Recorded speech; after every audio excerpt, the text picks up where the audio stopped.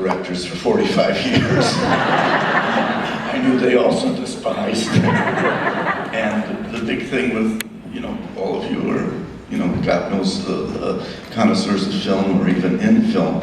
And the unfortunate thing that happens is that all the time is spent lighting, and then the actors are brought out and they're supposed to get it immediately.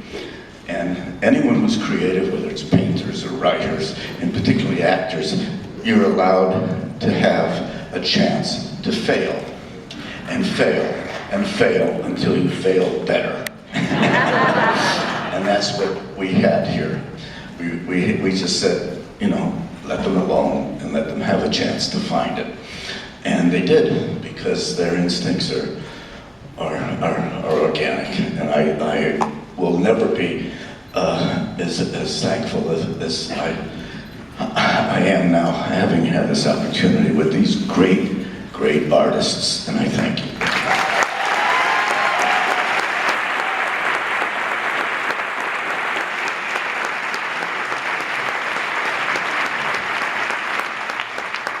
And how easy was it to get any work done with someone like Billy on the set? You know, Billy, on one hand, is a comedian, but if you saw Mrs. Brown, he was brilliant in that.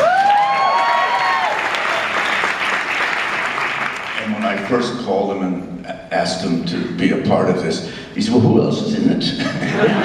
That accent. And I said, Maggie Smith. He said, oh, Jesus. He said, Tom Courtney. I said, no, they're all legends. I can't do it. He says, I'm not an actor. I'm just a comedian. I said, no, you're an actor.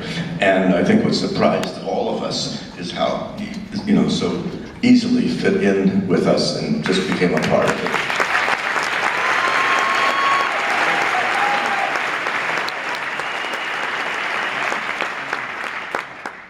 Do we have any questions from the audience? Lady right here. Mr. Hoffman, first of all, thank you for making a film that has people in it over the age of 25. I'm the youngest. He is, and he never failed to tell us that every single day. When you originally were introduced to the stage, you said, I want to thank the producer, the one producer that had faith in you. Can you tell us a little bit about your journey and why it took so long for you to have a directorial debut? I can't tell you why it took so long, because I'm still working that out with my therapist. It goes under the heading of demons. We all have our own.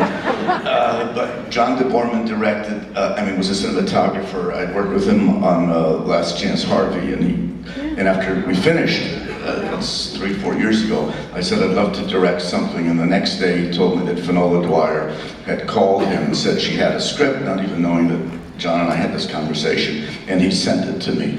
And they had a director, I think they may have had 1 or 2 directors, something, they fell out or whatever, and I asked if Finola would consider me, and she said, well, let me think about it. And then she said yes, but while we're on it, please, I negated to say, because I was a little nervous, Harvey Weinstein was brilliantly creative and wonderful in this experience. Not just that he took the film on and he nurses these films, these type of films probably more than anyone ever has in the history of film, but he had ideas and thoughts and notes that we took and that are on the screen. And I thank you, Harvey, for that.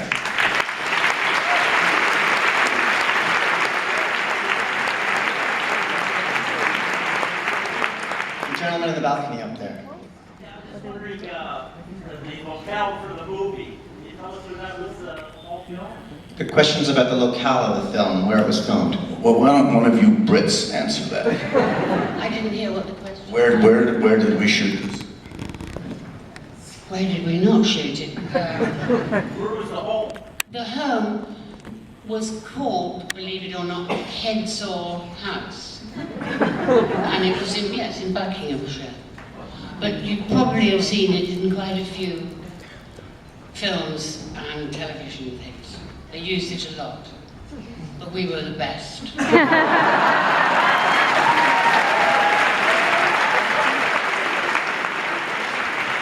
You know, I have to say that they rented it to the company, And it's been passed down. Was it 17th century house, 16th century, whatever it is. It's been passed down. It's over 300 years old.